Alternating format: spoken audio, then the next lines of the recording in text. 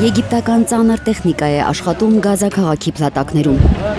Համասի ու Կարմիր խաչի ներկայացուցիչները փնտրում են իսրայելցի պատանդների մարմինները։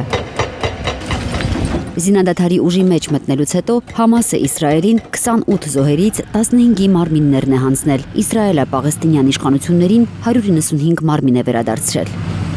Նրանցից մի քանիսն արդեն նույնականացվել են, սակայն մեծ մասին ստիպված ենք եղել թաղել, առաջին փուլում 54, երկրորդ փուլում 41 չնույնականացված մարմին։ Դեր Էլ-Բահայում հերթական զանգվածային հուղարկավորությունն է։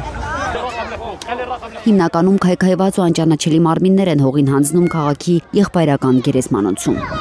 Պատշաճ նույնականացման համար մեծ ռեսուրսներ և սարքավորումներ են անհրաժեշտ, հակառակ դեպքում շատ զոհեր կմնան անհայտ։ Մենք լաբորատոր սարքավորումների և փորձագիտական աջակցության կարիք ունենք։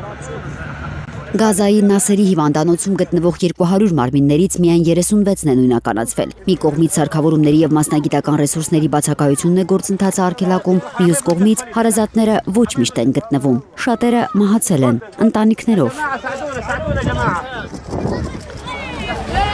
Վերջին 10 օրվա ընթացքում պատերազմից ու սովից փրկվածներից շատերն են զոհվել փլատակներում սուրացող պատահական գնդակներից։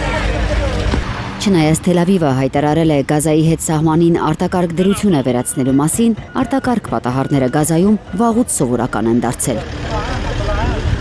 Ծովինար Բարխուդարյան, Անի Խանդիլյան, Հայլուր։